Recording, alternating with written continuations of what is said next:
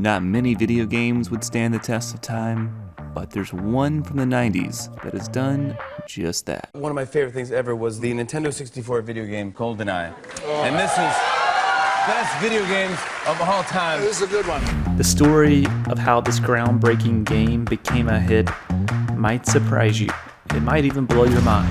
It's 1994 and the James Bond movie franchise is getting a reboot. From now on, just call him 007. British actor Pierce Brosnan is stepping into the role of super spy James Bond.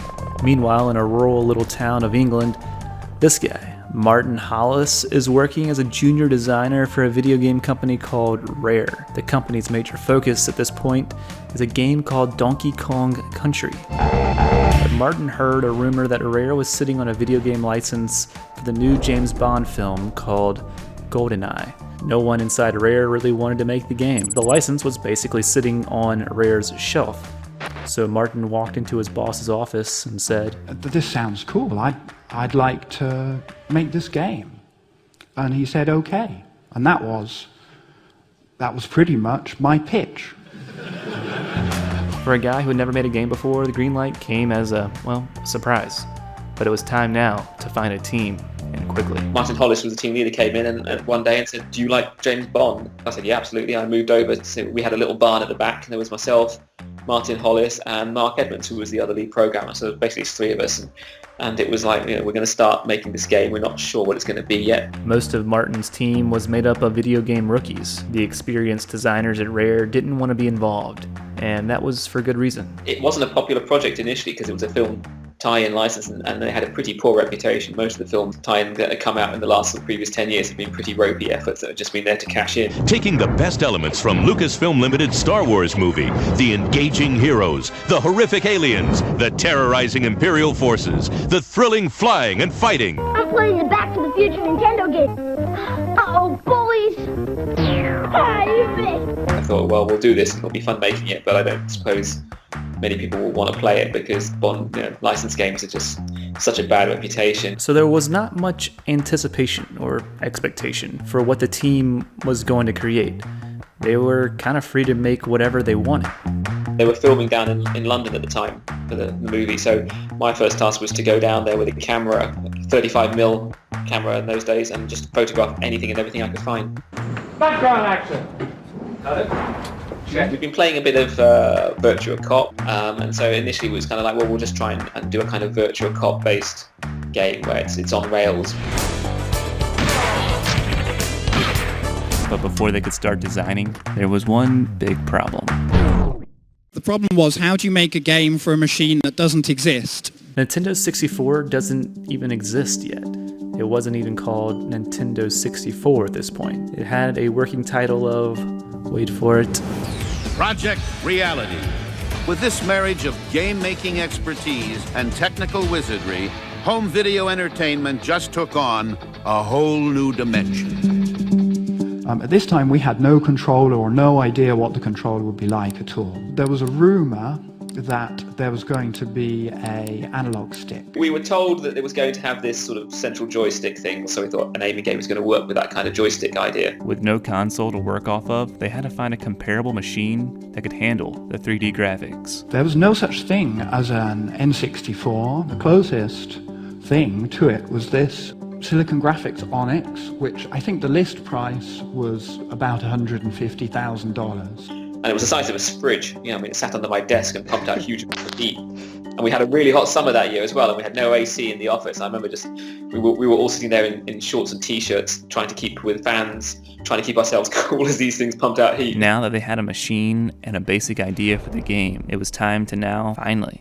start designing. They basically said, knock yourselves out, guys. Anything in the Bond universe is yours. The starting point was whatever was in the movie, build that first. We had the film script given to us, so we knew where they were going in the movie. James Bond. Obviously, the story for a video game and the story for the movie aren't quite the same. There's not quite enough in the film to make an interesting game, so we had to build in these other bits, like the satellite launch place that we ended up going to. The small team was working non-stop. The plan was for the game to come out when the movie was released, but things were moving pretty slow. Pretty much everyone on the team was pulling 100-hour weeks non-stop. We were all fresh to the games industry. None of us had made a game before, so we had no idea on the kind of how to plan out a project. Because it wasn't really the A team at Rare, it was a bunch of new guys making a thing.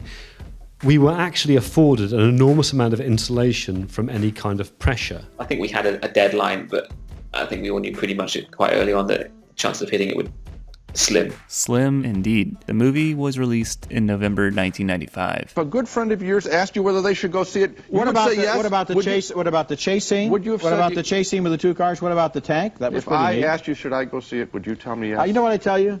Do you like James Bond? Then you'll probably like this one better than some of the If you others. like James Bond, you won't like this. Even with these mixed reviews, at the box office, the film did great. But back in the barn at Rare, things were not so great. They missed the movie's deadline, and the game was only halfway complete. So halfway through GoldenEye, we did have a game, and I remember sitting in the office with Mark Edmonds, and he said, come on, have a go. And I had a go. I just remember not really feeling anything, and I didn't say anything, and I just I guess my face said everything. It was absolutely diabolical. It was completely no juice at all in the game.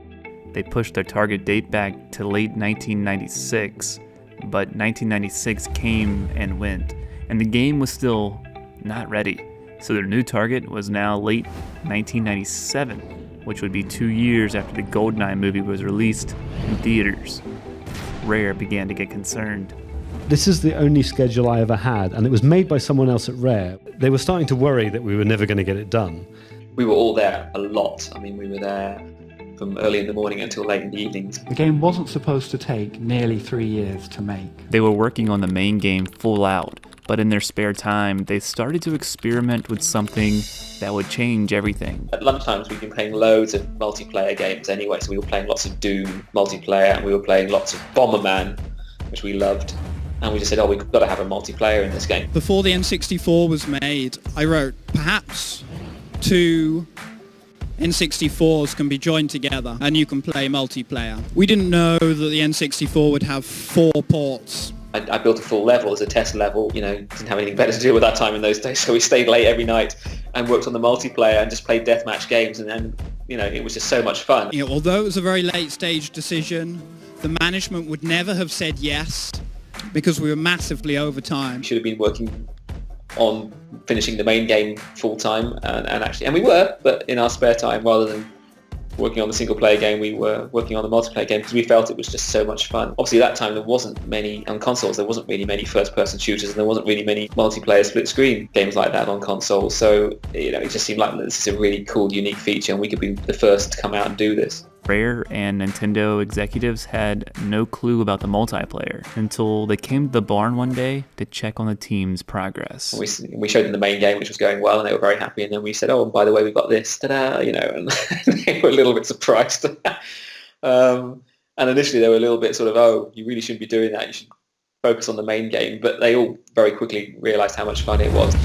And Nintendo saw it. It was really championed by Ken Lobb, who was head of NOA at the time in America, and saw it and loved it and came back and said, you guys have got to do this. Now with Nintendo excited about GoldenEye, they started a lot of testing. Testing from a very early point, particularly Mario Club in America, tested it lots and gave us loads of great feedback. We played it a lot, they played it a lot, Japan played it a lot. We just got all this incredible feedback from very early on, so we could constantly, make adjustments to the game and change it. We toned down the violence. We were allowed to keep the little blood hits where the people turn red where you shoot them. We got rid of some of the more gory blood decals that we did, stuff like that. So, I think we hit a pretty good balance in the end. 3 years into making GoldenEye, a launch date is finally set for fall of 1997. It would premiere at the massive video game conference E3.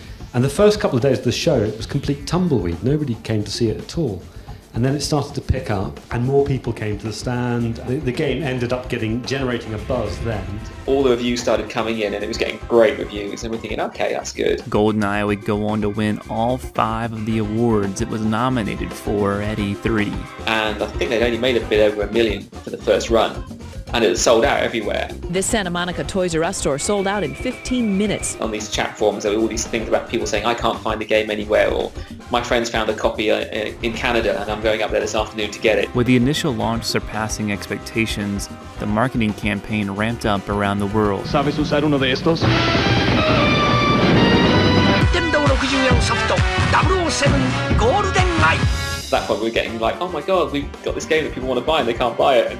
And we were all on we got a small royalty bonus, based on the sales. So we're thinking, we might get some bonus out of this, which would be great. And it was like, well, if they made more copies, we get more bonus. So we were hoping they were going to make more copies, and of course they did. They made a lot more copies. The total number of GoldenEye units sold, over 8 million. With all the crazy success, the team was ready to do it again, but Bond was not in the cards. We would have loved to do another Bond game, but they said no, we're not doing another Bond one. So that was the genesis of Perfect Dark. From the team who brought you GoldenEye for N64, meet Special Agent Joanna Dark. Perfect Dark, rated M for mature. With mostly the same team, Perfect Dark went on to even better reviews than GoldenEye and sold over 3 million copies. This team had 2 games in a row with nearly 100% positive reviews. How'd they do it?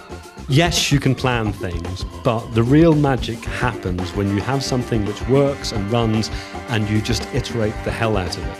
I mean, the great thing about Nintendo is it's always about the quality of the game, and they came over regularly to Rare to visit and see all the games under development. It was always about, what game do you want to make?